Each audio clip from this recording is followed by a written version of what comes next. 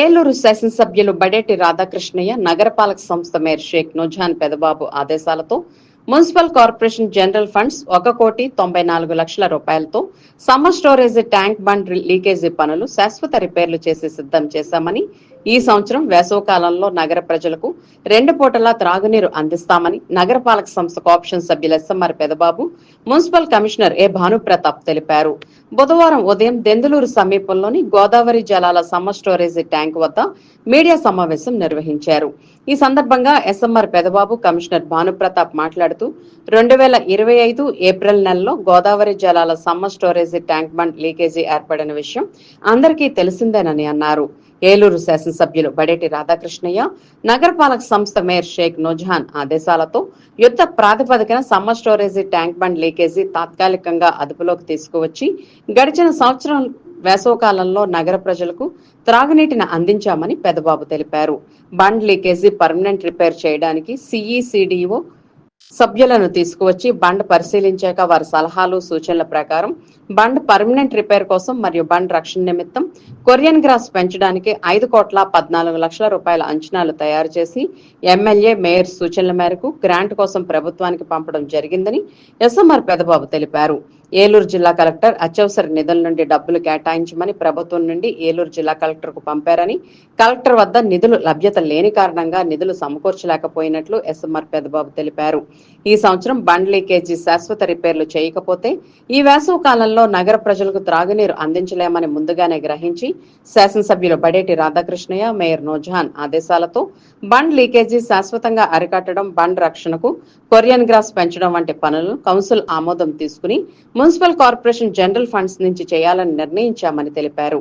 అయితే ఈ పనులను 3 పనులుగా విభజించి 1 బండ్ శాశ్వత రిపేర్ పనులకు 1,94,00,000 రూపాయలు, 2 బండ్ తూర్పు మరియు ఉత్తర వైపు కొరియన్ గ్రాస్ పెంచి బండ్ రక్షణ కల్పించడానికి 1,55,00,000 రూపాయలు, 3వది బండ్ పడమర వీధి దక్షిణపు వైపు కొరియన్ గ్రాస్ పెంచి బండ్ రక్షణ కల్పించడానికి 1,65,00,000 రూపాయలు, మొత్తంగా 5,14,00,000 రూపాయలకు 2025 జూన్ 30వ తేదీన జీబీఆర్ నంబర్ 567 ద్వారా ఆమోదం పొందడం జరిగిందని తెలిపారు. అయితే కార్పొరేషన్ లో నిధుల లభ్యతను దృష్టిలో పెట్టుకుని అత్యవసరమైన బండ్ లీకేజీ శాశ్వత రిపేర్ పనులకు 1,94,00,000 రూపాయల టెండర్లు పిలిచి బండ్ లీకేజీ శాశ్వత రిపేర్లు పూర్తి చేసి సమ్మర్ స్టోరేజ్ ట్యాంక్ లోకి నీటిని నింపుతున్నామని పెదబాబు తెలియజేశారు. జీబీఆర్ పొందినప్పటికీ కొరియన్ గ్రాస్ బండర్ రక్షణ నిమిత్తం కౌన్సిల్ ఆమోదం పొందిన 2 వర్క్స్ టెండర్లు పిలవలేదని అన్నారు. ఒక పక్క అభివృద్ధిని చూసుకుంటూ ఆర్థిక లోటును తట్టుకుని అవసరమైన పనులకు మున్సిపల్ కార్పొరేషన్ జనరల్ ఫండ్స్ కేటాయిస్తూ నగర ప్రజలకు త్రాగునీరు, శానిటేషన్, వీధి లైట్లు, రోడ్లు, డ్రైన్లు సౌకర్యాలు కల్పిస్తున్నామని, మున్సిపల్ కార్పొరేషన్ పరంగా జరుగుతున్న అభివృద్ధి, ప్రజల అవసరాలు తీర్చడం కోసం శాసనసభ్యులు Badeti Radhakrishnayya, mayor Nujan, municipal corporation పాలకవర్గం చేస్తున్న కృషిని అందరికీ తెలియజేయాలనే ఉద్దేశంతో మీడియా సమావేశం ఏర్పాటు చేసినట్లు తెలిపారు. నగర ప్రజలకు త్రాగునీటిని అందించడం కోసం కోట్లాది రూపాయలు ఖర్చు చేస్తున్నామని, త్రాగునీటిని ఏ ఒక్కరూ వృధా చేయకూడదని నగర ప్రజలను కోఆప్షన్ సభ్యులు ఎస్ఎంఆర్ పెదబాబు, నగరపాలక సంస్థ కమిషనర్ భానుప్రతాప్ కోరారు. వీరితో పాటు municipal ME Surendrababu, electrical DE Narayanarao, AE Pavan తదితరులు ఉన్నారు. డిజాస్టర్ అది ఏదైతే అత్యవసరమైనటువంటి నిధులు ఉంటాయో ఆ నిధుల నుంచి ఈ వర్కులు చేయమని చెప్పేసి గౌరవ కలెక్టర్ గారికి ప్రభుత్వం ఆదేశాల మేరకు గౌరవ కలెక్టర్ గారు ప్రస్తుతానికి ఆ నిధులు ఇవ్వని చెప్పడంతో ఏలూరు నగరపాలక సంస్థ నుంచే ఈ వర్కులు టేకప్ చేయాలని చెప్పేసి నిర్ణయం తీసుకొని కౌన్సిల్లో ఈ 3 వర్కుల కింద విభజించి టర్ఫింగ్ తూర్పు పడమరకి ఒక వర్కు, ఉత్తర దక్షిణాలకు ఒక వర్కు, అట్లాగే ఈ ట్యాంక్ రిపేర్కి ఒక వర్కు, అట్లాగా 3 వర్కుల కింద డివైడ్ చేసి సిఆర్ తీసుకొని మరి ఫస్ట్ మనకి అవసరం ఏదైతే ఉన్నదో ఏలూరు కార్పొరేషన్లో జనరల్ ఫండ్ నిధులు కొరతగా ఉండటం వల్ల ఫస్ట్ వర్క్ కింద ఈ రిపేర్లు చేసే నిమిత్తానికి ఆ ఎస్టిమేట్ ఏదైతే ఉన్నదో 1,94,00,000 రూపాయలకు సంబంధించినటువంటి ఆ వర్క్ని ఫస్ట్ టేకప్ చేద్దారని చెప్పేసి గౌరవ శాసనసభ్యుల వారు, గౌరవ మేయర్ గారి ఆదేశాల మేరకు ఏలూరు నగరపాలక సంస్థలో ఉన్నటువంటి ఇంజనీరింగ్ డిపార్ట్మెంట్ వారు మరి ఈ వర్క్ని టేకప్ చేసి కాంట్రాక్టర్ని టెండర్లు పిలిచి, ఆన్లైన్ టెండర్ పిలిచి వచ్చిన కాంట్రాక్టర్ గారి చేత ఈ వర్కులు వానాకాలం వెళ్ళిన తర్వాత మరి సుమారు 3 నెలల పాటు ఎక్కడైతే మనం సుమారు 9 మీటర్ల హైట్లో ఈ గండిని పోడ్చడానికి అక్కడ రిమూవ్ చేసాము. ఈ ట్యాంక్ బండిని సుమారు 62 మీటర్ల వెడల్పుతో 8 మీటర్ల హైట్ పోయాల్సినటువంటి ఈ బండిని రిపేర్ వర్కులు ప్రారంభించి మరి గత 4 రోజుల క్రితమే మరి రివిట్మెంట్ కూడా అంతా కూడా చేసి ఈ చెరువుని నింపడానికి ఆ కాంట్రాక్టర్ గారు నింపొచ్చండి అని చెప్పడం జరిగింది. కార్పొరేషన్ పరంగా జనరల్ గ్రాంట్ నుంచి ఇచ్చే దిశగా ఇవ్వమని చెప్పి గౌరవ మేయర్ గారు, గౌరవ శాసనసభ్యులు వారు చెప్పడం జరిగింది. మరి ప్రజలందరూ కూడా అర్థం చేసుకోవాలి. 2 కోట్ల రూపాయలు పెట్టి ఈ లీకేజీని మరామతులు చేసాం. అట్లాగే మరి కాలువ లెవెల్స్ సరిగ్గా లేవు కాబట్టి అత్యవసరంగా ఈ చెరువుని నింపి ప్రజలందరికీ కూడా 2 పూట్ల డ్రింకింగ్ వాటర్ ఇవ్వాలి కాబట్టి మరి కాలువలో సబ్మెర్సిబుల్ మోటార్లు ఒక 25 కూడా ఫిట్ చేయడం జరిగింది. అవన్నీ వాటిని పెట్టి నీళ్లు తోడి ప్రజలందరికీ కూడా 2 పూట్ల ఇస్తున్నాము.